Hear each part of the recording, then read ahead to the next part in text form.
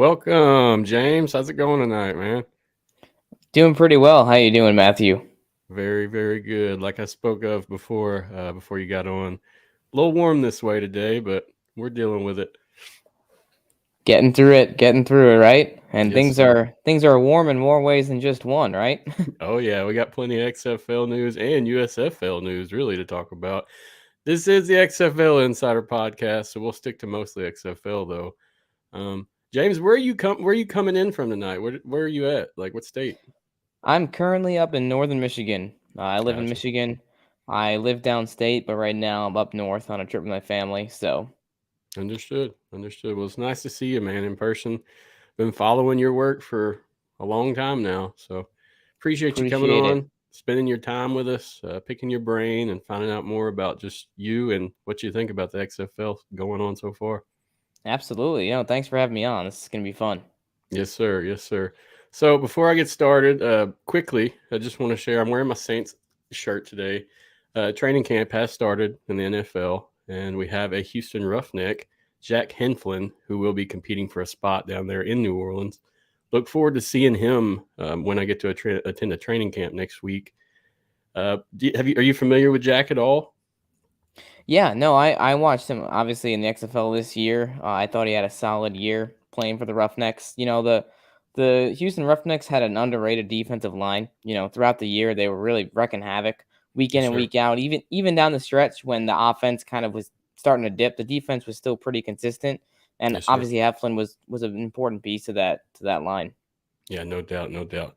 I got my boy Harris on the wall over here. That's really who. That's my guy. So you That know guy was a about him, I'm beast. sure. Oh yeah, stud. Uh, but as we go forward, just want to say congrats, Jack. And there's a lot of athletes that have made it to that point. And I think I've got a tweet here from Greg Parks. He just put out. I'm going to share it on screen. Where you at, Greg? There you are. So he's counting 114 officially, and then but he's saying there's 124 players that have got tryouts from the XFL so far. Does that sound accurate to you? Yeah, no, I mean Greg is always on top of his stuff. I mean, he's one of the premier guys to follow in this field. He does excellent work over there at XFL board. So 100%. No, I I would definitely trust his count. Yes, sir. No doubt. And he's a great guy. He keeps up with a lot as well. Just wanted to share that.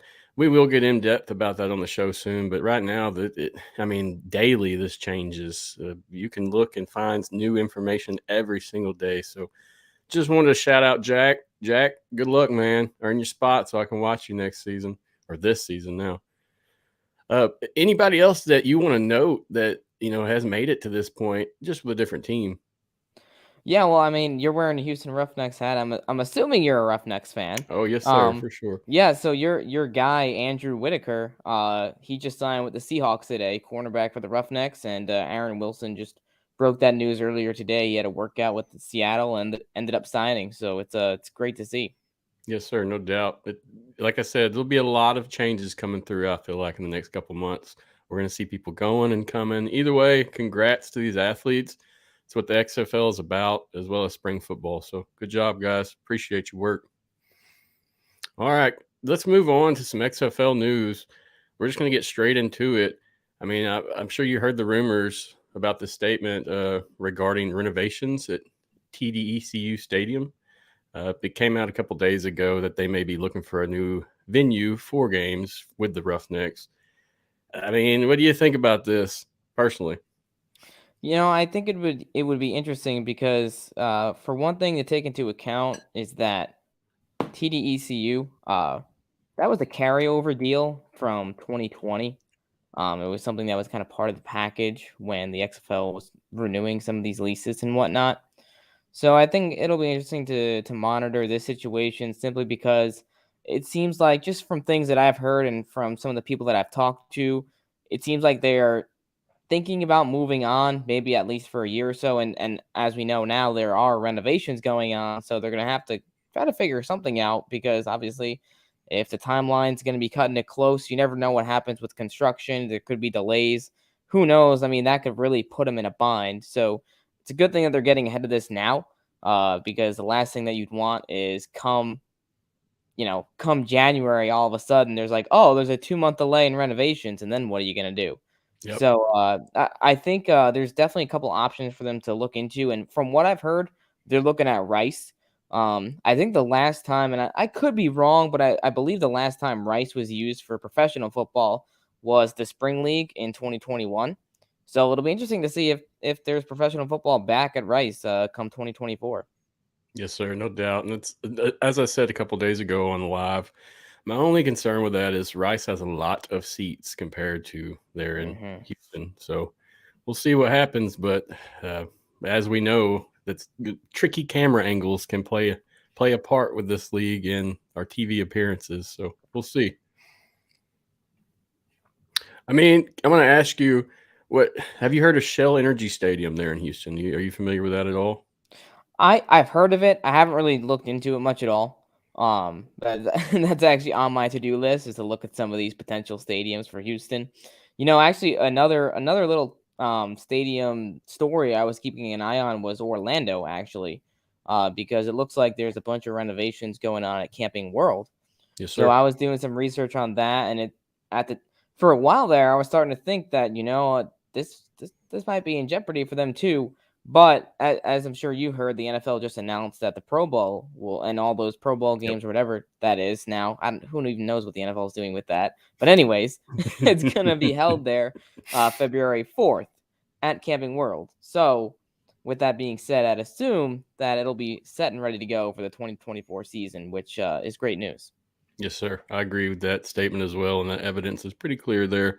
I don't think the NFL would plan anything without having the proper clearance and background information for sure. You would think, right? Yep, yep, yep. But yeah, man. I mean, I some of the stadiums that they've talked about are smaller in venue. Rice isn't there, but I mean, to me, that closer soccer stadium feel, such as in DC, seems like ideal for the XFL. But is that in the budget? Is a real question. Um, DC itself, I didn't get to go, but I heard some amazing things about the game atmosphere there. Did you attend a game there by chance? I did not. I honestly, unfortunately wasn't able to get out to an XFL game this year. I'm in Michigan, so I don't really have any markets close to me. I wanted to Understood. get to St. Louis. It just didn't pan out. Had a lot going on. I But understand. a colleague of mine, Christian Palatino, I don't know if you're familiar with his work, but he's our DC guy at XFL Newsroom, and he was there on the scene for pretty much every game in DC, and a lot of good content. And yeah, that atmosphere where you couldn't ask for a better spot for spring football because I mean they were selling that place out pretty often. That playoff game that was electric. Yeah, yeah, no doubt. Yeah, we had Christian on a couple days ago, and it was a Oh, great that's right. interview. Great guest. Look forward to more of his work come next year. But yeah, that's what I've told a lot of people as media. If you haven't got to attend, definitely try to. It shaped a lot of my views and what I see now of the XFL differently from going to most of the games. I was in attendance for the Houston games. I went to every game for Houston, as well as the playoff game or the championship divisional game, and then the actual championship game in San Antonio. So it was a good Right on. time. And as a media, it was my first shindig, and I enjoyed it greatly, man. Got to meet some great people. That's It's just, awesome. I No, mean, that's the thing that's so neat about these leagues is the access that you can get and just the overall atmosphere of everybody there because you're trying to get better. So yes, sir. it's just great stuff all around. Yes, sir. Yes, sir. Now we're going to find out more about you as we get on. I really want to learn more about you as a journalist and a reporter. I see you're very, very busy and active on the socials, so we'll get to more of that soon. But let's go ahead and talk now about the XFL Combine that started today. Not really sure what events they had today, uh, but we did start today, and that goes through Thursday. We have the live stream that will be available tomorrow, and I'm going to pull that up. But as I'm pulling that up, man, what do you think about the combine so far and the live stream approach? Well, the live stream approach, the second I saw that was announced, I was all in because this is something that personally I feel like these spring leagues have been missing to an extent is some of this off-season content, some of the things, and obviously these leagues and the XFL fan first, right? I mean, they do so many great things for the fans, but in the off season, there's plenty of times where right now we're in the middle of July, not a whole lot going on other than of course NFL training camp ramping up. So it's just an excellent opportunity for these leagues to continue to grow their fan bases and show the fans that, hey, we want to keep you included. We want to keep you up to date and give you, excellent content to just keep things rolling. And I'm excited because DC Defenders, defensive back, KJ Sales, and then, of course, XFL ESPN announcer Sam Ako, they're both going to be the guys running the show here the next couple of days on these live streams. So it's going to be really neat to have an XFL player and an XFL announcer kind of running these live streams, giving everybody the breakdowns and all that good stuff. Agreed, 100%. They should be very involved and heavily knowledgeable in what's going on. So really look forward to what they're bringing to the table with that stream. So agreed. So the first day, which is tomorrow of the stream, we'll have the offensive series. So it'll be the offensive guys. The following day, we'll have defensive. It's all streamed on YouTube. Let's see, to 8:30 a.m. Central. I think it's going to last 2 hours. Is that right? It's going to last from 9 to 12 p.m. Central. Okay. So 3 hours both days. So if you're in Eastern time, that would be 10 a.m. to 1 p.m. Both days, same schedule. Sweet. Sounds good. I mean, I'm going to wake up early just for this. Look forward to it. Oh, I know. Me too. I'm just hoping that my work meetings don't coincide too much. Might be the case where you have to pop it in your ear and just stick it in the pocket and listen, huh? Right. Now, in the combine itself, they're going to have some technology they're going to be utilizing. I tried to research this on my own, but I actually saw a post from XFL, and I'm going to pop that up 1 second about more about the technology. Pretty interesting. I'm glad they're trying to do something different.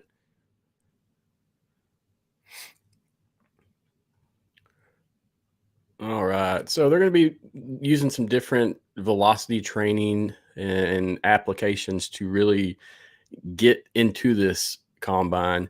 I mean, right here we have the bar speed metrics.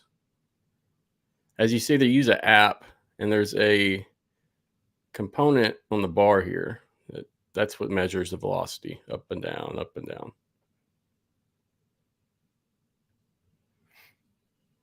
I wish my gym had that. Yeah, me too. And then researching this, I found that this has been going on for a few years amongst the like big lifting community, but it hasn't been really been utilized within a professional sense right here. So this is what's cool about the XFL. They're actually trying to do something different, unique. As you see, this is a grip strength. You're absolutely right. I think that's like one of the best things about the XFL and spring football in general is just the fact that you're trying to do something a little bit different. So it allows for these leagues like the XFL to partner with a lot of these up and coming companies who, I mean, we're just watching technology continue to advance at a rapid pace. So it allows these athletes, the staff, the coaches, everybody involved to just have like an even more in-depth analysis of themselves, the team, and everything going on. So I just think it's awesome. Yeah, no doubt. Me too. And I've been looking for this post here for days, and they finally released it today. So I was happy about it. See, as we see here, I mean, they're sprints, but they're wearing the components on their chest now. Yeah, no, this is interesting technology. Hopefully we get a little bit more insight into some of the analytics. But I think we will. Obviously, that's probably more for the coaches and the scouts and all that to look at. So no doubt. And as you see, I mean, I think this is going to make things quicker for the evaluations, and as well give us some numbers so that they don't have to individually look at every player. Most of this will be installed in an application. The players have a profile, and then it just lines up from there. I mean, it's pretty easy compared to doing it old school. No, you're absolutely right. Yeah, I just wanted to share that portion. But yeah, going forward, man, athletes. Let's talk about that next. We have a few notable athletes. Is there anybody here you want to mention before I get on the XFL's article regarding their 9 athletes? Well, I'd say if I had to choose one from both sides to look at, offense, quarterback Sam Castronova. He's a guy, he's an arena football player.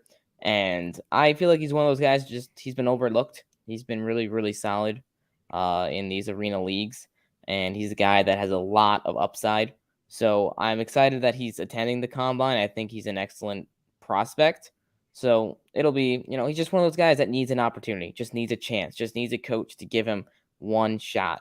So I'm excited for him, and I hope that things pan out for him. And then defensively, safety Anthony Siofi is a guy that I'm surprised people are not too familiar with him, but he played in the USFL in 2022. He was a safety for the Tampa Bay Bandits. He was excellent. I mean, he was one of the team's leading tacklers. He was just really just making plays week in and week out. He's a guy that I really followed closely a season ago, and interestingly enough, he got let go ahead of this upcoming ahead of the 2023 season, which I thought was a strange move considering how consistent he was. So I think he's the guy to really keep an eye on, someone who's already proven himself at the professional level. So he can instantly come into any room in any of those teams and make them better. No doubt, no doubt. Now, in terms of like, are there any of these guys that you're talking to that you have a connection with that, I mean, you're just waiting to hear back? Yeah, no, I definitely know some of these guys. There's a good handful of them that I've been in touch with, from the USFL, from these arena leagues. So I'm excited for all of them. Hopefully they'll get the right opportunities. And something else to touch on really quick is that there's also another combine August 5th, I believe. It's the IFL XFL Combine. So Yes, a sir. bunch of indoor football league players going to get a shot as well. So it's exciting times, man. Again, the intersection of dreams and opportunity is what the XFL represents, and I just think it's awesome to see them really coming through on that promise. Agreed, 100%. As well, I know, like I said, this is the XFL podcast, but the USFL does the same thing. So, I mean, and I see these guys that are getting signed right now are picked up. I mean, they're constantly dishing out graphics immediately upon these pickups. So, I mean, I notice and I see, and I don't hate on either league. Like, I want both to be successful. I just like the XFL more personally, but I think it's great on both ends. So, it's really awesome. Player 54 all the way around, no doubt. Absolutely. Uh, so I just wanted to talk about the 9 players that they've listed here: John Ursula, Jake Brommer, Henry Ogla, Christian Maget, Cameron Harrell, Kashawn Williams, Hunter Kelly, Vidarius Cohen, John Humphrey. All great athletes. Research them on your own, guys at home. I'm not going to read everybody's synopsis and backgrounds, but they are worth watching. Now, not on this list is a lot more athletes, and we've had a few on the show as well. So, really, from this combine, what I'm looking for is I want to see the athletes that they are projecting to actually play or get picked up. We've heard a lot, we've seen a lot, but we don't really know names, numbers, what we're working with. So hopefully we'll really get that information at this point. That's really what it all comes down to. I hope so too. I think it'll be intriguing to see how many of these guys actually get opportunities, just because last year things were a lot different at the showcases because none of these teams existed. And by that, I mean there was nobody on the rosters yet. Whereas this year, most of these rosters are pretty close to full. And we've had some guys go to the NFL, of course. I think we're at 33 signings now, and of course, a lot of workouts, but most of these rosters remain pretty full. Yep. So it'll just be interesting to see how many of these guys actually get legitimate opportunities with these teams. Yep, agreed. Yeah, that's what we're looking for. And either way, if they have to come back, that's fine too. We'll see you next year, and we'll try again. But like you said, either way, give these guys a shot, give them the opportunity, give them some film, just give them some, something to work with. So it's awesome. So let's move forward. Let's talk about you a little bit, James. Do James we want to do Larsen. that? Yeah, I think we do, man. So you cover the USFL and XFL for USFL and XFL Newsroom. I see you're a very busy man, very busy. You do a lot. You're posting a lot of accurate information and a lot of opinionated information that is fair and useful. So just want to note that. Um, Tell me more about yourself, man. Where'd you come from? How'd you get interested in this game? So, man, we'd have to go back quite a few years. I've obviously always had a passion for football, but I stumbled upon this thing called the Alliance of American Football in Oh, that was my 2019. love. And, I just happened to really fall in love with the spring football, just the atmosphere. I mean, I thought it was awesome. I mean, I just was like, cool, more football to watch, some cool storylines to follow. We just got to see, honestly, it was just funny watching some of the things unfold, like that first game, which was like 40-6 or something. It was just a blowout. It was like, man, what is this league? Major But, hits also. What was that? I remember seeing some just major hits from that game. Oh, I mean, yeah, that, quarterbacks getting waylaid. and then the next game, which was San Antonio and San Diego, that was that quarterback, the fleet quarterback. Mm-hmm. Uh, Gosh, what was his name? Started with a B. Dang it. Anyways, he got lit up. That was good times, man. Those were good times. But that honestly sparked what we see now in the spring football scene of the USFL and the XFL. So fast forward to 2020, and of course at this point I'm all in on the XFL. Having been heartbroken once, I was like, all right, the XFL, Vince McMahon, we're big time, we're here, we're ready to go. At the time, I wasn't necessarily doing a ton of like professional coverage of the league per se, but I did start writing for a network called the Brawl Network, and they brought me in to do some XFL coverage. So I was working for them at the time, and just enjoying football. I mean, at the time, the what am I trying to say? It was such a unique brand, the XFL 2.0. I feel like we haven't seen anything quite like it since. It was just special, man. Those Yep. teams, the branding, everything. It felt like it was the one that was going to make it. And then all of a sudden, COVID. I'm sure you might have heard of it once or twice. Um, and next thing you know, I mean, everything's gone. I was like, oh man, well, I guess that's it for my spring football fandom. And little did we know, just a month or two later, you hear the rumors about it being sold. And then at that point, I that's when I joined Newsroom. I was just finding a place to write, really, because the Brawl Network actually shut down during COVID. So I was just trying to find a place to start really getting more coverage done for the XFL and his players. So landed at Newsroom, and it's just been an awesome ride ever since. I mean, it was a long wait, man. Let me tell you, like, yeah, I'm sure you went through the same thing of waiting 3 years for this league to come back. So just watching that opening kickoff, that opening statement from Dwayne Johnson, in Arlington with Vegas and the Renegades, and that game was quite exciting to watch. So it was just surreal, man. I just in May getting to see the championship. I wasn't there, unfortunately, but I obviously watched it and covered it online. And man, it was just grateful that we have an opportunity to cover more football, cover these athletes. Yes, sir. Agreed 100%. Now, you said the AAF. What team did you like? What was your team? Who did you represent? Oh man, that's a good question. I was leaning towards the Salt Lake Stallions. I don't know why. I really don't, because I hardly knew anybody on the team at the time. I didn't live anywhere near Salt Lake. I low key just kind of liked the colors, and I was like, oh, okay, you know what? I'm a Salt Lake Stallions fan, but I was watching all the teams and all the games, for the most part. So yeah, and then week 7, week 8, I was like, why did I pick the Stallions, man? I mean, I don't know, they were just scoring like 6 points a game or something like that. And Josh Woodrum, spring football legend. Yeah, I feel you and can attest. I'm very similar. I was an Express fan. So there at Liberty Bowl Stadium, I attended every game they had. It was a great Oh time, wow. great atmosphere, but a lot of butt whippings, no doubt. Oh So, yeah. but And it was a then good it time. looked like Johnny Manziel was gonna save the day, and then that was Yeah, the last game of the AAF with the Memphis Express, I was in attendance and I was sitting in the box. We had some pretty good seats, and it was my birthday actually, and saw him get knocked out there, and just shook in my head. Not much you can say, but sorry, man. But it was a good time, and I can attest, and that's what caught my interest was the AAF. And like you said with the XFL 2.0, it was something different. It was very community driven as well. I mean, everybody was involved, whether it be restaurants, bars, I mean, players, coaches. I mean, there's a lot of stuff going on, whatever community you want to support. I was a Battlehawks fan then, so and was I. yep. So it was a good time, but I like Houston better, and so I'm repping the rig now. So it is what it There you is. go. Yep.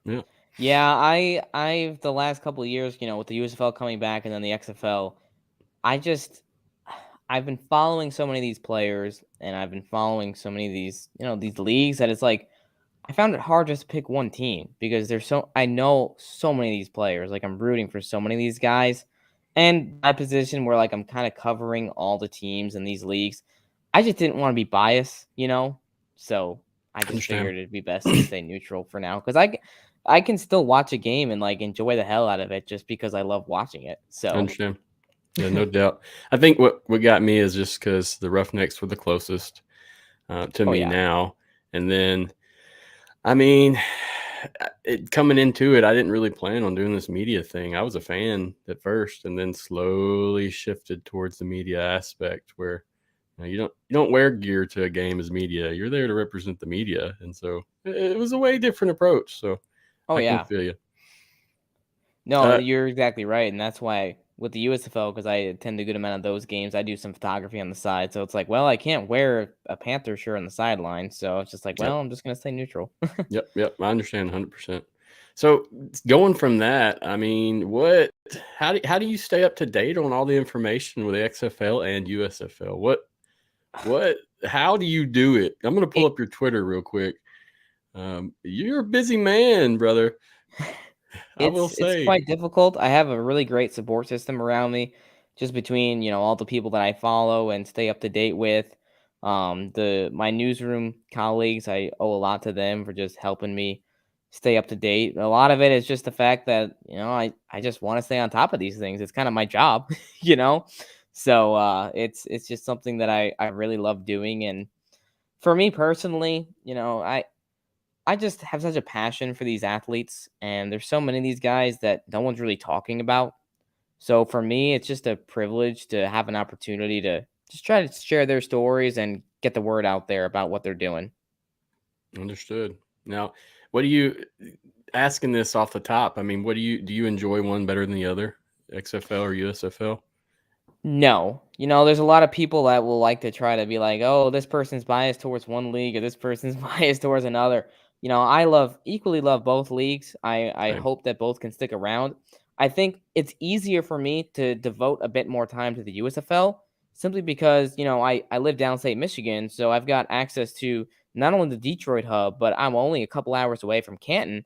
Gotcha. So this season, I was in back and forth between Michigan and Canton almost every week. So I was at these games on the sidelines, and you can do a lot of coverage from your house, but there's something different about being on the field. I'm sure you Yes, know sir. this. Like Yes, sir. it's just 100% different. So you make more connections.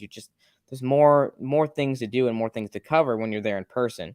So I do my best to keep up with both, but for me where I'm at right now, it's a little bit easier to just put a little bit more time into the USFL coverage just because it's what I spent more time doing this spring, I guess. Yes, sir. I mean, like I If that said, I makes saw sense. you. I saw you cover the XFL fairly and accurately. I mean, it's not like you're picking a bias, and Oh that's the yeah, same and I thing. mean, I was watching every single I watched every single XFL game this year too, no doubt. It's just Yep. like my coverage shifted to the USFL simply because the XFL season ended. Yep. So I'm Yeah. Yeah. tweeting a lot more about the USFL right now because there's a lot more going on in the USFL. Their Makes season just sense. ended 2 weeks ago or whatever. So Yes, sir. Makes yeah, sense. I just remember looking back in February, March, and I'm like, wow, XFL, USFL, XFL, USFL. You're a busy man. So, like I said, good stuff, man. Appreciate you. You I keep the appreciate it, engagement man. rolling online. I'm trying. I think it's important, and there's so many people that I could highlight in this community. There's so many people that inspire me, so many people that support my work, and so many guys like yourself that are doing excellent work as well. I Appreciate think it. it's just awesome, the spring football community in general, just because everybody, for the most part, anyways, is they support each other, and it's just awesome to see a group of people come together collectively to support these players and these coaches and these leagues. They need it. I mean, they truly do need the grassroots support. So I just think it's fantastic. Very well said. And I agree 100%. You'll see some people, they do it for the clout, the ego drive, but most of us here are doing it for the love. And that's adamant. I mean, you can see the difference, just to be honest, in what we're doing. So Absolutely. I agree with you, man. So, I mean, coming in, what are just some strategies you use when you write or report? How do you do this accurately and fairly, especially covering both leagues and being able to upset fans in either one by one wrong post? I've done that. I mean, I don't know if you saw, but I even upset Dwayne Johnson with one of Yes. my tweets a while ago. So it happens. I personally, when it comes to my reporting, I'm simply just trying to report the truth. That's why I try to, that's why one of the reasons why I didn't root for a team is because I hate bias in media. We could go down a whole rabbit hole, but like I look at just the general state of media today in general, CNN, Fox, NBC, whatever, and I look at it, I'm just like, agenda, agenda, Mhm, agenda, agenda. mhm, So mhm. personally, like I just never want to really fall succumb to that. So whenever I'm reporting on something, it's simply like, well, whether I want to report it or not, I've got to report the facts. Like I don't want to Yes, sir. report something bad about the XFL or bad about the USFL. Like I never would want to do that. But if it's the truth, if there's something bad going on, then you're gonna have to report it. So there's really no ifs buts about it. So for me, trying to stay non-biased between both leagues, it's like I think my work speaks for itself. I try to give both leagues equal time of day, I guess you could say. And again, I truly support both. I hope both leagues can survive, and I truly think spring football is one of the greatest things to happen to this sport in a long time. So yeah, Agreed. what can I Yeah. say? Hey, like everything you're saying, it's well spoken, and I agree 100%. There's nothing you're saying that's not true. It's the positive and the accurate stuff that we need in the world right now. So appreciate you, Absolutely. man. Well, and, Um, and that's what's so special about spring football for me personally, which is why I'm just so passionate about it, is the success stories. I mean, in a world where you see so many people in the media and even some people in the spring football media that like they'll purposely share certain stories just to cause controversy and kind of ruffle people's feathers. It's like for me, it's like I'd rather let's focus on the players, man. Let's focus on what these guys are doing and accomplishing. Some of these guys, some of these players have like 300 followers on Twitter. Like nobody is talking about these guys. Let's share their stories. Let's get them the public spotlight that they deserve. I mean, these guys, I don't have to tell you this. You already know. I mean, these guys are working their butts off behind the scenes. People don't realize what really goes into being a professional athlete, especially at a level where you don't get much recognition. So I just think personally and just generally with this community, it's just great to see so many people supporting these guys and giving them an outlet to just be themselves. yes, sir. Yes, sir. And then like it's the opportunity for them to be able to move on too. They're not stuck. They're actually able to pick their bags up and roll on to the next adventure. And the support is there on either side, whether it be with the fans or the actual league itself. So that's another big aspect. So I agree with you, man, and you make some great points. Now, I know you've kind of already covered this, but I want to ask you again. I mean, what's your biggest goal when covering reporting? What do you try to provide to the people at home as well as to the people, the players and the coaches? Yeah, no, that's a good question, and it would definitely cover a little bit of it. But my goal is just, as I've said, there's not a lot of people that cover this. They cover these leagues, they cover these players. So my goal is really just to be a platform for these guys to go to. I mean, there's a lot of them that have reached out to me, or if I've reached out to them and we've gotten to do a story on them, whether it's just sending out a tweet or sitting down and doing an interview and releasing an article and whatnot. For me, it's just about giving these guys promotion, just whatever I can do, whatever Newsroom can do. My brand that I'm working with, uh, just to help these guys grow, just to give them a shot. You never know. I mean, social media is so powerful. Like even the smaller accounts like ours can really get a lot of traction just if the right people come across it. So you never know what could happen if you post something about a player, you promote them, and you never know what scouts or what coaches or who might actually be looking at this information. So it's just a chance to promote these guys, to give them some love and to show them that what they're doing is valuable and matters. Yep, yep. And as you see, I'm just throwing up some comments from the fans down here at the bottom.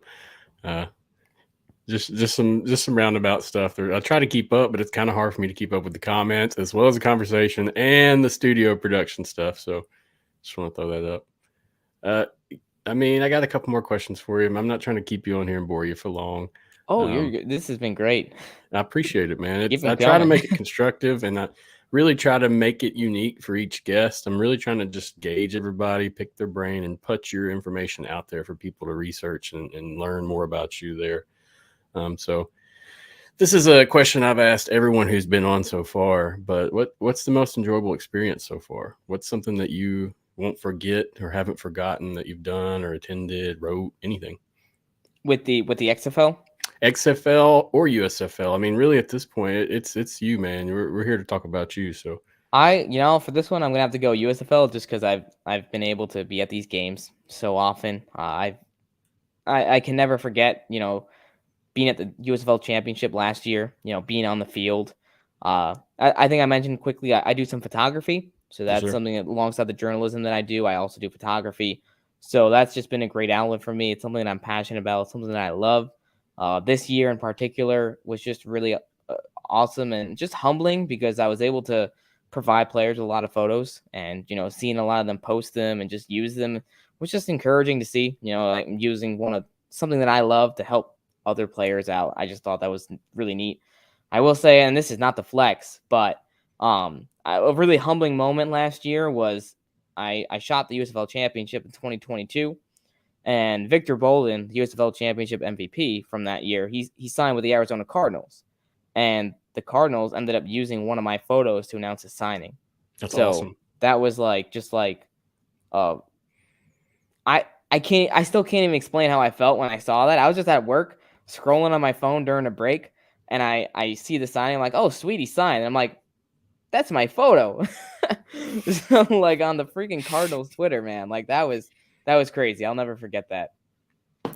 For your pictures, are you utilizing Instagram, or where do you post most of your photos? Yeah, so I mean, if you look at you probably just saw some of them on my Twitter, because most of the I'll pull it back stories that up. I Hold talk on. about, at least if they're USFL related, usually are my pictures. If I post a Understood. photo, it's pretty much all mine. Gotcha. And then of course Instagram is where I post most. Yeah, like all these photos are all photos that I took this year. Oh wow, that's impressive, man. Appreciate it. Yeah, I would have never guessed that just off the bat looking, so that's really impressive. Thank you. Yeah, I try to use my photos when I can, because why not? Just keep that synergy of the brand, and kind of promote my photos alongside the stories. But my Instagram is James Larsen Official, in case anyone wants to check it out. But that's where I post most of my photos, from week to week and whatnot during the game days anyway. Understood. I'll get the details for that and stick it in the notes. So if somebody wants to click, it'll be just a click away. They can check it out very easily. No problem. And I'll check it out also. I bought a camera last year and took a lot of photos myself, a lot, probably like 600 to 1,000. But I found with the podcast and content, and I had no time to work with that. I had no time to do anything with that material. So we're trying to catch up and upgrade my Instagram as well. But I was just curious, how did you keep up with that, man? How did you work those photos, work those articles, the social media? It was, honestly, I don't know. Looking back, I don't know how I pulled that off. It was a lot of it was a lot of work. I mean, I was taking thousands of photos a week and sorting them, editing them, sending them out to players. But I can't complain. I'm doing what I love. It's just a privilege that these leagues give us an opportunity to do stuff like this. So I just couldn't be more thankful for that. And just just the responses that I'll get from players who appreciate the work and the photos. It's pretty humbling.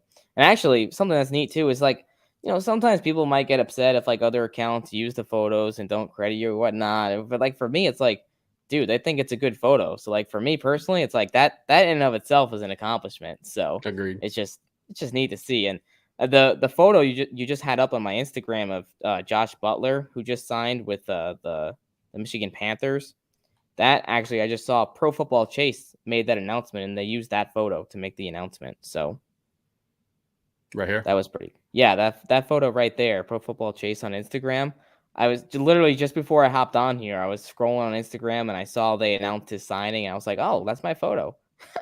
That's awesome, dude. Yeah. No, it's cool stuff, man. Again, it's like just so grateful for these leagues, because without them, stuff like this wouldn't be possible. So Yep, you're correct. So going into that, let's share the least enjoyable. What's something that you haven't enjoyed? Something that has not been very fun? this is going to be a cliche answer, But well, for one, I mean, the last 2 years, I've had so many incredible experiences. I don't even think I can think of a bad one with either of these leagues. Obviously, 2020 XFL was just shutting down was just a terrible moment because we'd already gone through the heartbreak of the alliance, which anyone with kind of half a brain at the time was like, the alliance, this is great, but we saw the stuff that was going on there. Like it was bound to happen with the finances and everything going on. The XFL 2.0, I mean, they were on a roll. They Yep. were building a solid brand. There's no guarantee that it would have lasted, but it was doing well. So that was a shame. Man, I'm trying to think of like an experience that I haven't had any bad experiences at any of these games or really watching any of these games. So I will say I had a not so fun hotel experience during the USFL playoffs. Um, so this was the game between the Panthers and the Maulers the week before the championship. And of course, I live in Michigan, so I got a hotel that night in Canton, Ohio. And I got out late, man. Like by the time the press conference was done, by the time I got out of the stadium and was finished talking to some of the players, whatever, it was like past 1 o'clock. So I roll up to my hotel at like around 2 or so after I got some food. And it turns out that they gave my room that I reserved, that I paid for, to somebody else. So when I tell you, I felt so bad because they gave me the key to my room, and I'm trying to open the Oh door, and no. like it just wouldn't let me open it. Oh So no. so then I go back down to the front desk, and the lady there, she's like, "Oh, that might mean that somebody's in the room." And I'm like, "What?" So she goes up there, she brings security with her because she thinks that somebody's in the room that's not supposed to be there. And it's 2:30 at this point. Knock on the door, wake up this poor Asian family just trying to sleep. I felt so bad. The father just stumbles out like, "What's going on? Why do you have security?" And basically, someone during the day moved that family to my room and just didn't communicate it to anybody. So they ended up putting me in a different room, and it all worked out. But it was like by the time I got to bed, it was like almost 4 o'clock. So I'm coming good back. times, good There we times. go. I let me tell you, I felt so bad for that family because they had been moved around. They had been moved around 3 times that day. So they're Wow. finally in a room. They're finally in bed. And then I come knocking on the door at 2:30. I'm just like, oh man. I was like, oh, I'm so sorry. I mean, it happens, man. You hear So stories about that very often. yeah. So I had a anyways, similar occurrence in Houston, but it wasn't locked out. This place seemed nice. Got in late, night before a game, settled down, hanging out at the desk, and you see bugs crawling in the bed. You're like, hold up, let me check this out real quick. uh Uh, yeah, I go to looking, and it's bed bugs. Luckily, I hadn't touched or done anything. I just come in, sat at the desk, and was hanging out. But yeah, so I understand that really pushed yikes. me to Airbnbs for the Yeah. next few games. No, you're right. That championship weekend, I stayed in Airbnb. It was way better. So, Yep, yep. So yeah, man, that's cool. I mean, I'm glad that you haven't had any bad experiences truly with each league. Personally, I'll say the same. The editing of the podcast is probably something I didn't enjoy, but it has nothing to do with the actual football aspect. right. Uh, Right. No, I mean, both leagues have just been, as we've said, just grateful for the opportunities they present us with, and yeah, I don't know what else to say. all good, all good, no worries. Well, let's talk about your future plans. I mean, what are you doing next year, this year? Was there anything in the works for you regarding media or job change, whatever? Oh yeah, I mean, obviously the goal is to continue to grow the brand, to continue to keep doing what I'm doing. I feel like I've been content wise on a roll the last year or so, just kind of really, I guess, zoning in on the content that fits my brand personally. So that's just been exciting, and I'm really looking forward to just the announcements that we'll see from both leagues coming up this year. I mean, there's obviously going to be some changes in the USFL when it comes to hubs, and the XFL. They shouldn't have any major changes, but heading towards season 2, it's a pretty monumental year ahead for them. So just continuing to expand those connections and just keeping an eye on what they're doing. I say this time and time again, we're living in the golden age of spring football. So whether you're a fan of the XFL, the USFL, or both, I just think it's great to appreciate what both are doing and just truly appreciate it while we have it, because there's no guarantees in the world of spring football. There just simply aren't. Yep. And you're 100% correct. We have to keep on rolling, keep on getting some exposure. The times here are better than the times without, no doubt. And it's good to be able to showcase athletes and talk about programs and discuss rule changes. All these things are spring football, and that's what I love personally. So I can see that. Absolutely. We're on the same page. Yes, sir. I can tell we are. Now, I mean, honestly, that's the last question I had for you. Like I said, I don't want to pick you apart piece by piece, but I mean, you're great guest. I mean, appreciate your insight into this world of media. A lot of people probably don't realize, about what you do or how you do it. So that's really what we wanted to highlight. Last question. Oh no! Just kidding. Don't do it. Don't do it. It's just a joke. Don't do it. Like I said, I understand. We want both to succeed. Oh man, We want both. I'm gonna have Dwayne tweeting at me in a second here, please. Please don't do that. I'm trying to stay on the good side of things myself, so I can make it as media next year. Oh man. But yeah, man, no worries. We appreciate your coverage of both leagues, and I'm not gonna bash one or the other. I'm not gonna ask you for reasons to bash one or the other. Either way, really I appreciate your work, man. And I mean, I hope if we're being honest here, for me personally, it's like I'm totally fine with people having preferences and opinions. I just don't see why people would bash one or the other. I mean, these are people's livelihoods and careers at stake. I don't know why you'd want to see them fail. That's just my take. Agreed. And part of it's just the world we live in now. It's just the people that 100%. are avid XFL or USFL haters just because they love the NFL. Politics.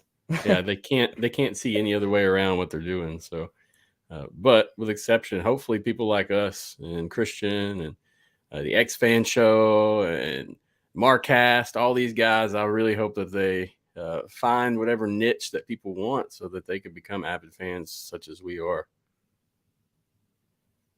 But yeah, man, that's about all I have for you. Is there anything else you wanna touch base on or talk about before I let you go?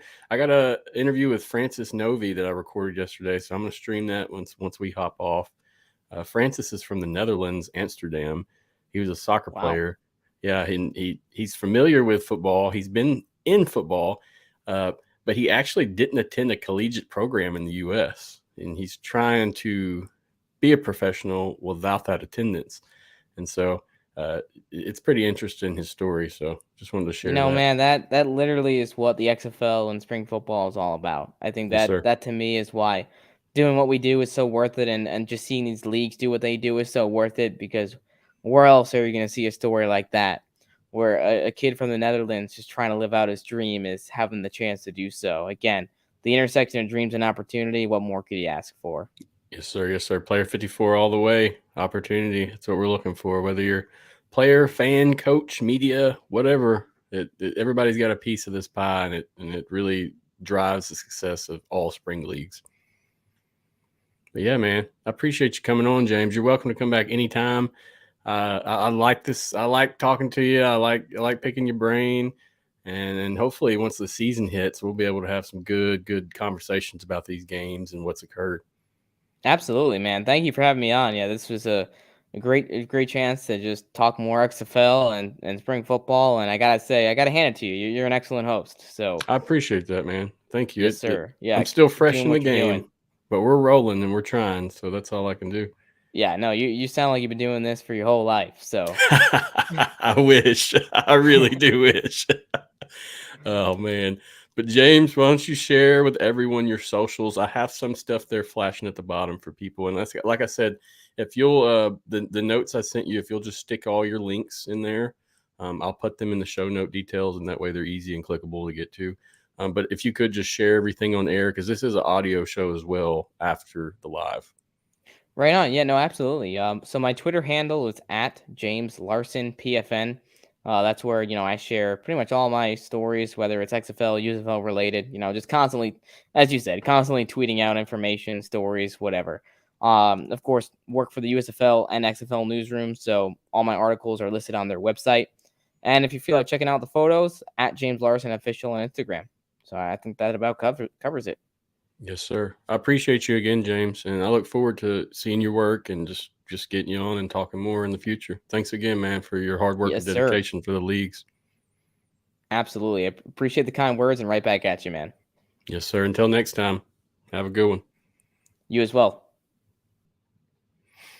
Appreciate James Larsen for coming on. Another great guest. We've had some really good conversations recently, so appreciate you, James. Thank you for coming on. Next up, I'm about to stream the interview with Francis Nouvi.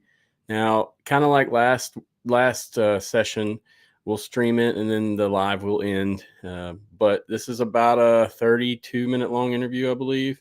I recorded it yesterday during the day. Francis was a really compassionate player. He's a really good guy. What he brings to the table is unique and different, and his story is one worth listening to. So please check it out. Before I hop off the air, I want to say thanks to the XFL for letting me cover your league. Appreciate it greatly. Keep up what you're doing. Keep up with the media stuff. We are all loving it so far, and we need the trends. So thank you, XFL. Keep it up. XFL board, appreciate your kindness and your XFL board's really given me a place to drive home. So thank you, XFL board. They've got a lot of resources, a lot of new articles, great guys that run that site and cover that site. So check that out also. And lastly, Ambush Sports, also a great crew to be around, to work with and work for. I look forward to covering for them next year and providing some stuff for them. Check them out online or on the socials as well. That's about it for me. Thursday, we'll have Lowell Patron attending. He's a Combine attendee. He'll be wrapping up the Combine Thursday, so we'll get to talk to him and pick his ear about how that went. A great athlete. Check him out if you haven't. I'll have some of his highlights ready for next session on Thursdays for us to check out. But check him out. Really solid wide receiver. Really, really solid and ready to go. Before I hop off air, I want to wish good luck to the athletes that I've spoken with or that I've had some connection with. Jeremiah Spicer, linebacker, good luck, man, at the Combine. I hope you do great. Kill it. Excel. We'll see you soon in the team. Joshua Flowers, defensive back, another great athlete. Check him out if you haven't. He's going to be somewhere, and he's going to be doing something, no doubt. He's got one of the hardest positions in football, and he's a stud at it. So check him out. Francis Nouvi. Francis is a DN. Like I said, we're about to stream his interview here soon. He should be ready to go also, and I wouldn't be surprised when he makes an XFL team. He's an athlete, boxer, former soccer player. He doesn't have a big football background like most guys, but he's an athlete, so that's what matters most. Lastly, like I said, Lowell Patron, wide receiver, solid guy. Check him out if you haven't. He's got some good highlights on YouTube, so check him out, see what you think. Either way, good luck, guys. I wish you the best. Really hope to see you shine in this league or whatever league you end up in. Regardless, like I said, good luck. Kill it. Kick ass. Take names. And show everybody what's going on at the Combine. But that wraps it up for me, guys. Please like and follow, share, whatever we need to do just to get me out a little bit. I've been working pretty hard to get these interviews out. We'll have a few interviews in August, but there won't be as many just due to me being pretty busy. I want to note, too, next week we'll be attending a Saints training camp, and I'll get 2 or 3 attendances there, so that should be a good time. Jack, if you're listening, let's see if we can hook up, take a couple photos, man. Curious to see how you're doing, and we'll be watching for you there for sure. As always, guys, thank you for listening. Thank you for coming on board. It's been a great run, and I look forward to providing more coverage down the line. It's been a lot of work, but it's been a lot of fun. So I'm going to pull up this interview from Francis. We'll roll from there. Afterwards, that'll be it. So once again, check out Thursday, 7:30 Central, 8:30 Eastern.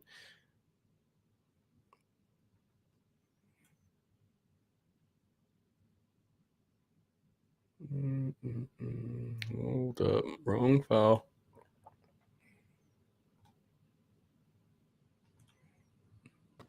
Here we go. All right. We are live. How's it going today, Francis? How are you? I'm blessed. I'm blessed, Matthew. How are you? Very good. Very good. It's a wonderful Monday afternoon, and there it's what 12 o'clock. Here it's 2. Correct. How's the weather there, man? You're in Arizona, right? I am. I'm in Phoenix, Arizona. It's too hot, if you ask me. It's about 120 degrees right now. Oh, we. Yeah, it gets hot. It gets really hot here.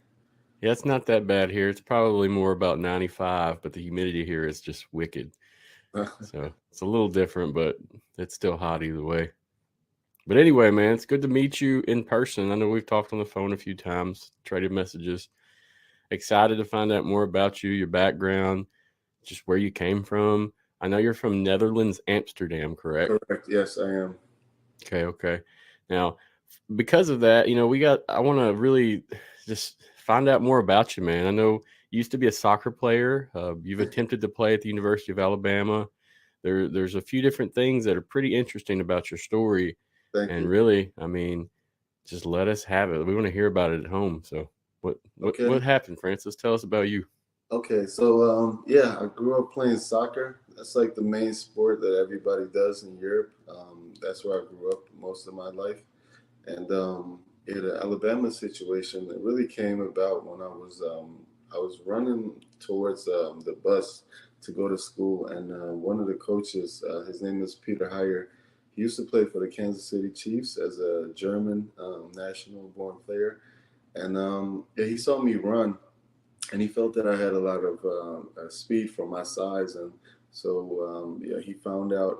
Well, he got in touch with me and convinced me and my parents to start playing football. And he was an offensive player, and he felt that with my speed that I would excel. So to go back, yeah. So a coach, German-born coach that was playing in the NFL, he saw me run one day, and he convinced me and my parents to start football. So I didn't know too much about American football at the time, but he thought that I would excel at the defensive line position, and so that's where they put me at first, was defensive end. You enjoy that? I guess that's your spot, huh? Yeah. It was natural, right? And I think I didn't know all the rules at the time, but the coaches told me, "Hey, just get the quarterback, get the person with the ball," and yeah, I could do that very easy. So it didn't really, it wasn't much challenge for me. The people that they had in front of me to block me, I would always like naturally place my hands where I would have the leverage and beat whoever's in front of me to get to the ball. So those things came natural, and I just build off of that. Yeah. So what's your size now? Coming into the combine, you will be heading to the combine here in the next couple of Correct. days. So Yeah. So the last showcase that I was on was last week Sunday. They measured me at 6'3 3/4, and I weighed in at 275 pounds. oh wow, yeah, you're a pretty big man. Yeah. So you're pretty quick, agile. Yes. I had good feet. Given the soccer background, a lot of soccer players, I think they're just very able to move their feet like basketball players would be with their hands, like the handle. So you're able to control your feet very well. And as I grew larger in size, like I always had this size, but as the weight came on, I was still able to move the same. And yeah, so that helped with playing football. As far as like the hands concerned, I did a lot of like martial arts. So that one-on-one combat, that was something that like I did. I started doing kickboxing, boxing throughout my life. My parents, my father and my grandfather, both are boxers. So yeah, the hand fighting came natural. And again, like those are just all the things that I could build off and just better myself as a football player. So you're a fighter also. Correct. Yes. Yeah. Yeah, you've had professional fights. I had 17 professional fights in kickboxing in Europe, and had a lot of amateur fights when it came to like taekwondo and boxing. But when I came to America, I just recently started getting to like boxing as far as taking that to the professional level. So I've been Understood. training out in Vegas as of currently. Gotcha. That's awesome, man. What age did you actually start playing American football? Good question. I started at 18. Gotcha. Yeah, Wow. So you were really late to the party, man. yeah. It was considered late. Started at 18, club football at the time. so you had to pay to play. And I started playing with. So when I was 18, I played with all kids that were like similar age. So it went up until 19, and then once I turned 19, they put me into the senior program, which means I was playing against grown men who were all 30, 40 years old. So yeah, it was good to like just test your strength against them, and I think it gave me a lot of confidence when I was able to dominate grown men as a 19-year-old. Yes, sir. I could see how that would. I mean, coming in just and starting off the bat, that's a hard sport just to jump in and play immediately. Yeah, So yeah, much yeah. respect to you, man. Thank you. Yeah, it Uh, helps too. Like just being thrown in the, like just you learn on the fly, And so yeah, a lot of the things that I think the more games you play, the better you become. Like you can practice, which is great, but once you start playing, you really need that experience, all those game situations. no doubt, no doubt. Yeah, Now, I know you attempted to play for the University of Alabama, correct? correct. Yeah. So tell us the story about that. Tell us what happened. I mean, it's just people may not be familiar. Okay, so yeah, once I played my first season in Europe, and so I never really like my biggest thing was always not having game film. So the ones that were actually present at any of the games that I played, they were able to, I guess, vouch for me as a player and how I respond, whether it's the first quarter, second quarter, to all the way throughout the fourth quarter. I never like give up on plays, and so but those are only traits you can either see when you evaluate a player throughout the season or if you scout them in person. But if you're unfamiliar with a player like me, you would never know about these things, especially if you put together a highlight tape, right? Um, so that was always the biggest thing that was holding me back. But I had this rare opportunity when I was scouted to play in this.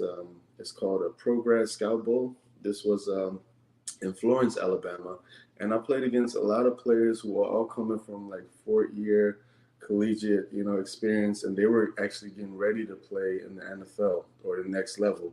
And at that time, I kind of came in as I'd say like a freshman college player. And during that game, I'd honestly say I didn't got a lot of like playing time, but from the little, I guess, snaps that I gotten, little opportunities to get on the field, I was able to make plays. And I was kind of disappointed at the end of it because it was just a week's event. And I thought that, I kind of like blew my chance of playing at a higher level in America.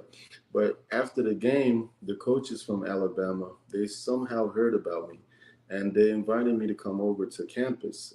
So I went over to campus. I remember flying into, where was this? I think Nashville, and they drove to Nashville to pick me up. And Wow.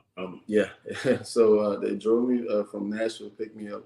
It was Coach Jody Wright, actually. That was at the time he was one of the recruiting coaches, and yeah, he brought me to Alabama campus. I remember coming into his at the place he was staying at the time.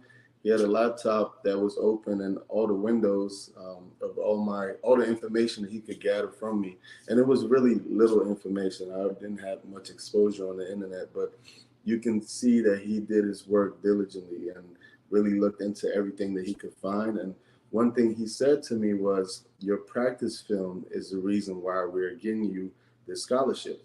And I was amazed because in Europe, the coaches would always tell me that my practice film didn't really show much. But because I was such a hustle hard, like all out effort type of player, every snap that I would take in practice, I would just always chase wide receivers. So I would run and chase them 30, 40 yards, after the ball is thrown. So that was the thing that the coaches said they couldn't teach me. And they felt like they were good enough coaches to teach me the game of football. But there were certain traits that I already possessed. So, yeah, I was happy to see that my effort was noticed by them. But yeah, that was basically what led me there. So I showed up there. That was an unofficial visit, by the way. I kind of like was taken around campus and was pretty much just showing like everything from the weight rooms. And in Europe, I would always work out to the point where they would have to shut the gym down, and they would always tell me that I have to hurry up and leave. But I asked the coaches in Alabama, I said, hey, can I come to the gym and work out all the time? They said, yes, of course. And they said, either you love football or you just crazy, you know. And I told them, hey, I'm both. But yeah, that was one of the things that I really looked forward to playing there. And, you know, the fact that I didn't think the coaches was, you know, how you have a lot of times where coaches may like blow smoke to you. And to me, they really believed in me because they could have given that scholarship to anybody in the United States. You know, there are plenty talented players that they can choose from. But for them to choose a kid all the way from Europe, yeah, that was amazing. And that means a lot to me. You know, that's something that I always take with me in my life. Yeah, no doubt. I mean, that's a huge experience, man, for an athlete to make it to that point. Right here, I'm showing some video. Now, this says it's 6 years ago. Was this Correct. this is from one of those pro days, I'm This guessing? was actually pro day, yeah. So what happened was I was able to go to school there. I had to do like all kind of tests to get admitted into the university. So yeah, I qualified like academically. What happened is, so I started university at 16 in Europe, and because of the fact that I enrolled into a university program, the NCAA, they said that they deducted the years from my 4 year of eligibility. Yes, sir. But what the coaches and I was arguing was that we didn't have collegiate sports. So it was kind of not only unfair, but unreasonable for them to take any time away from my playing in Alabama. But so that was kind of what the main issue was. And so I wasn't able to play football there. And I think that's what changed a lot in my life when it comes to my professional or even collegiate career. Yes, sir. That would have been some big time years in Alabama to play there as well. Right, There's even just no one doubt. year. Yeah, Yep. like you said, even just 1 year. I know that that's all the experience that I would have needed. I mean, Yep. just the little time that I was there, the players that I was, you know, fortunate enough to be around, just seeing how they practice and everything like that, it just changes your mentality. You know, in Alabama, from the coaching to like the players, even the backup players, they can start at any other university. You know, and that's no Yep. disrespect to the other collegiate programs, but it's just about just the next man up mentality, right? So Yes, sir. you learn a lot from that, and yeah. Yeah, no doubt. I mean, that's number one, man. That's that, especially back in what was that, 2018, 17, something like that. That Correct. they were on their high prime back then. Now it's a little They different, definitely but were. Yeah, back then, I mean, they were steamrolling for years and that's right. years. Yeah, that's right.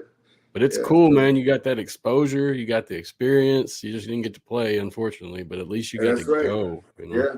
So the videos that you were showing earlier, that was my pro day.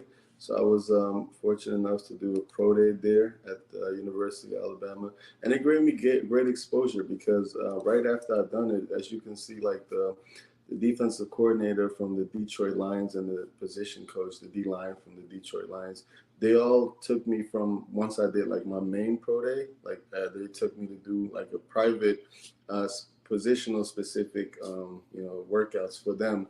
And right when they were done, the Chicago Bears got me, and then also the Tennessee Titans, from what I remembered. And it just really showed you like once one team showed interest, you know, the next would. And of course, that led to other opportunities. Again, with me not having my film, I wasn't able to do much because these coaches still need to go back and convince their GMs, you know, or player personnel guy to get you to bring you in.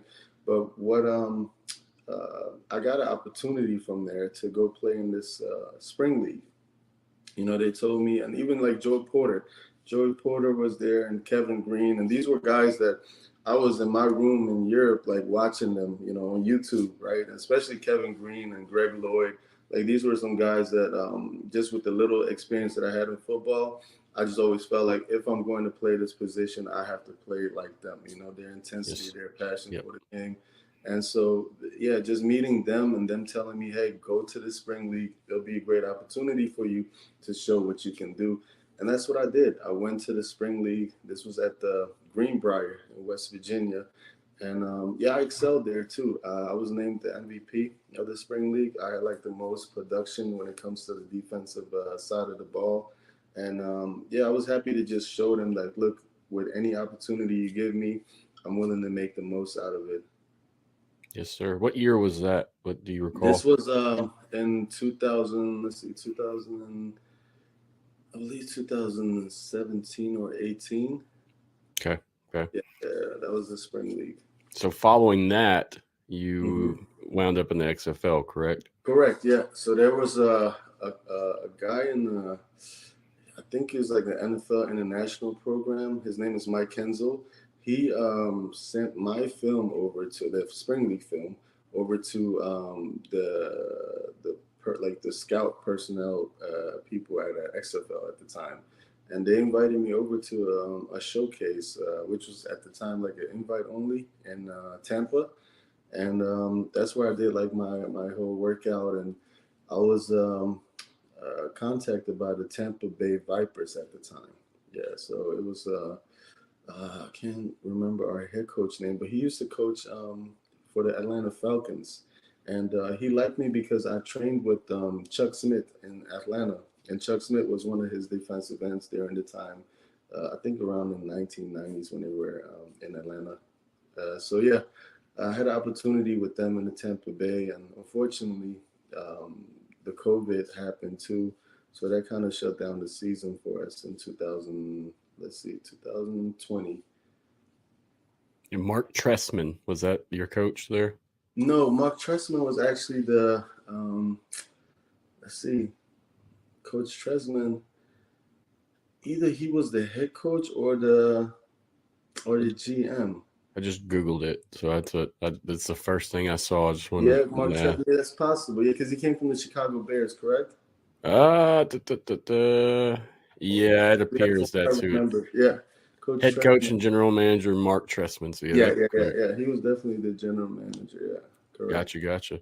So, I mean, in terms of that experience, how did that go? You said you played 4 games for them before COVID shut us down. Yes. So I came in like a little towards the end of the season, yeah, COVID shut that down. I mean, it was a fun experience being over there in Tampa, and yeah, right when COVID shut everything down. I mean, my plan was pretty much just to get some film, and then my coach at the time, the one that recruited me, he went to the Giants. So the plan was to get film and have him, have the right people look at it, see if I can get into any of the mini camp, and that's pretty much been my story, right? To make the most out of any situation. So I knew if I get into mini camp, I'll be able to impress somebody, and even if it's not that team, some other team that I would play against would see me, and yeah, I'll make something happen from there, right? So that was always my mentality, because that's just always what I had to do. Yeah. I mean, much respect. You're hustling. Work ethic's high. Yeah, thank you. Sounds like you've had quite the journey, especially compared to some of the other guys I've talked to. I mean, it's no different in hardships, but it's just different in the way it was formed and how you ended up here. Yeah. Very interesting. Yeah, thank you. A lot of people, I always compare this as in, imagine a high school player not being able to go to college, right? In those 4 years being taken away from you, how do you see yourself getting to the NFL? Not a lot of people can even make that happen. And so, even watching the draft, when you see top players being projected to go high in the first round, and whenever they slip and they end up in the later rounds, you can just see from their facial expression that they get so, what do you call it? Like encouraged, right? Discouraged, I mean. Yep. Right. They really do. So just to be in that position where, like I said, you're not able to get to that level. I think it does a lot to a person, right? So it shows also the type of person you are, like the resiliency in your spirit, if you were able to overcome that. And that's the type of things you need into being a football player. Yes, sir. Agreed. It's hard work, man. You got to really want it, no doubt. But hey, soccer's hard too, dude. You run around playing soccer for a whole game, that'll wear you out.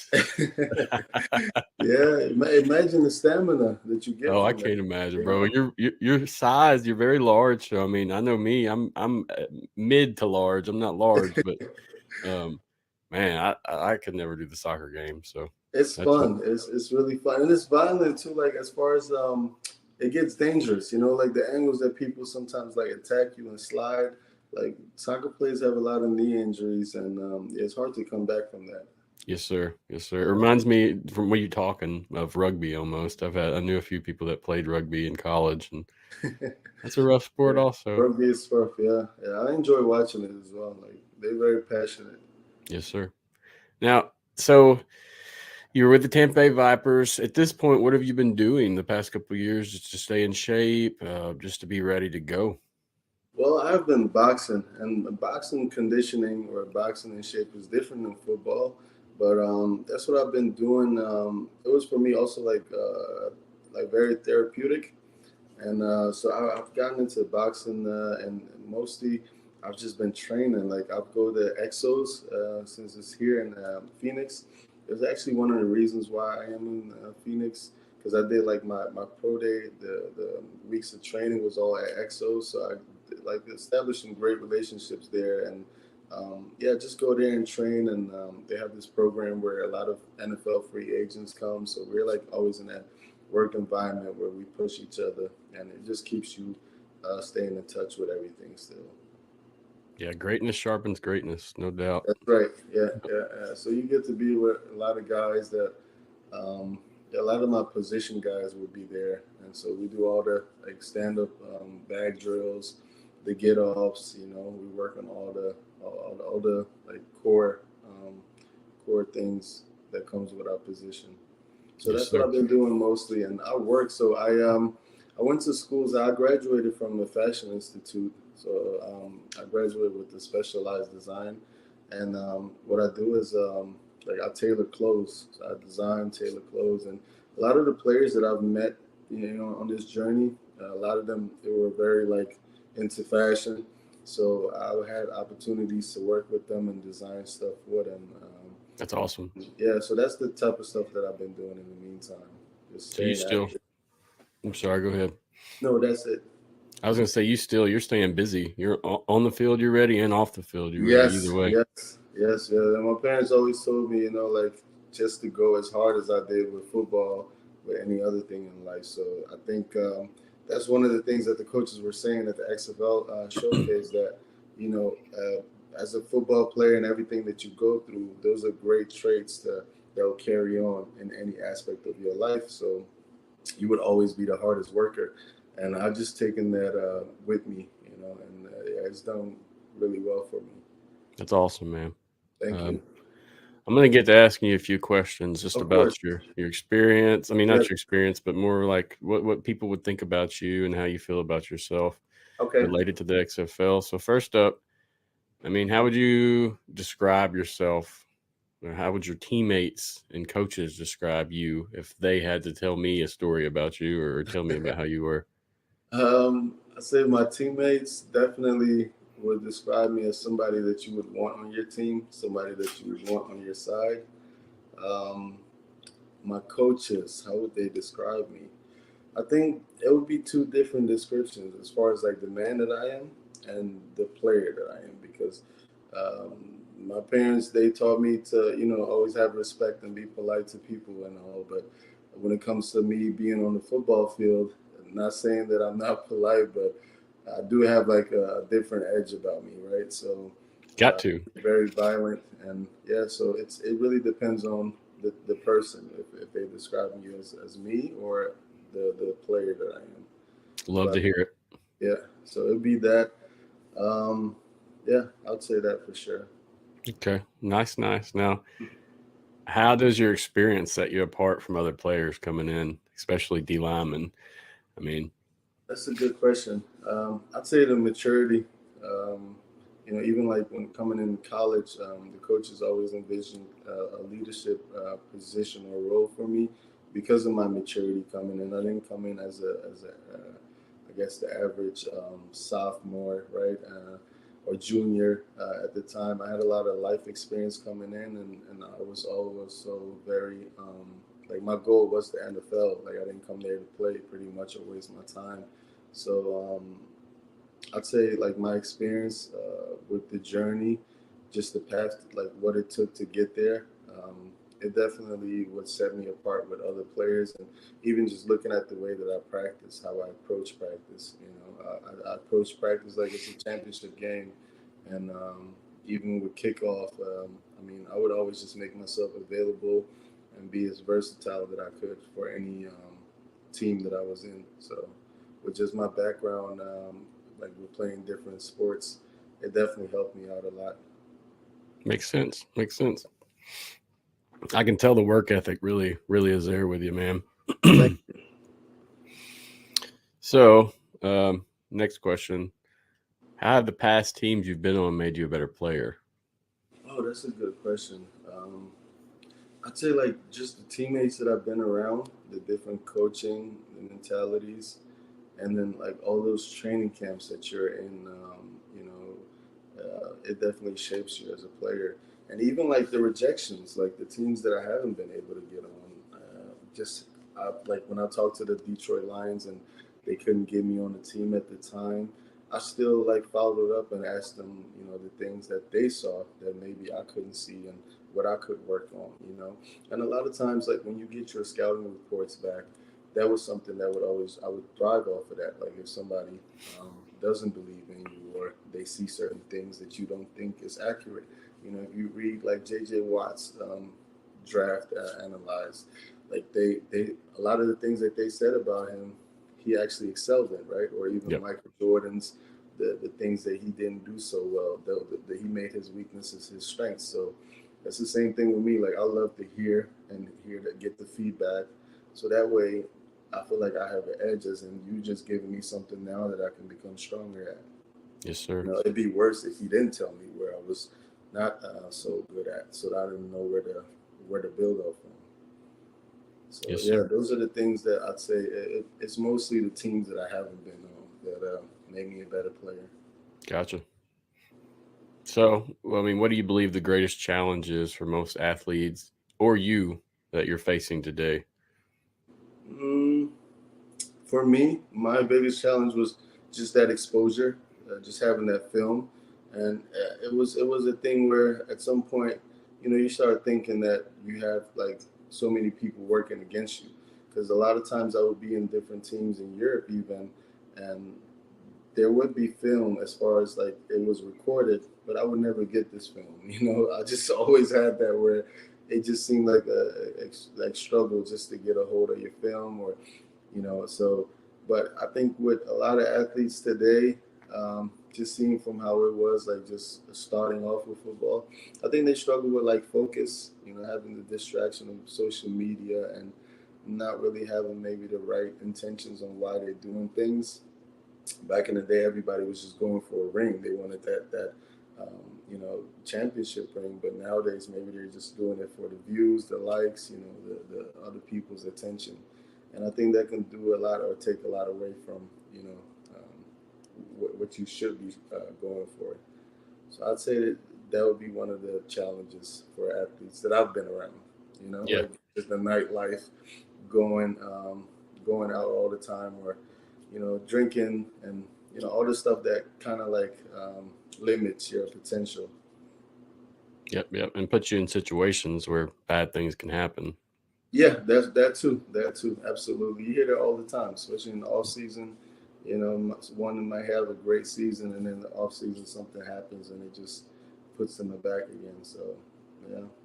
Yes, sir. Yes, sir. Now, I just got one more question for you, and then Yeah. we'll wrap it up. Before I ask you this, now, did you tell me how old you were? I'm curious. No, I'm 34 now. Understood. Okay. Yeah. Now, so next question is, what's your goals in the XFL and beyond? So, I mean, say you go to the Combine, you get on a team this next season. Mhm. What's your goals for that season? And then following that, what's your goal? Uh, my goals for the XFL would be really just to help any team that I can, but also just for myself, as in, I really want to just challenge myself into, if I say I'm this player that I think that I am I able to make everything happen during the season, even if it's just a game, and it's not necessarily just for like getting the sacks or anything, but more like willing, a play to happen, right? So those are just the personal challenges for myself that I set up, and mostly just to like play in the XFL and get an opportunity to play somewhere else, and even like I said, if it's for 1 season, 2 seasons, 3 seasons, it's fine with me, as long as I can, just look at myself and know that I've done everything I could to make it to that level. Yeah, you'll have your highlights then for sure, no doubt. Yeah, definitely need that film, but yeah, it'd be just something that I also can show back home, to all the kids that are coming up now and going through college, that that is definitely possible. I have a funny story. There's this kid at the Arizona Cardinals right now. He's number 43. His name is Jesse Lokita.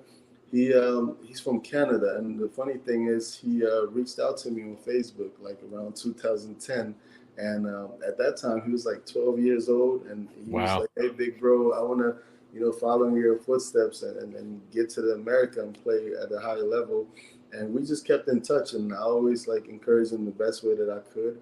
But he went to Penn State, and had like a great career there, and got drafted to the Arizona Cardinals. So we met here in Arizona, and it's just beautiful to see that.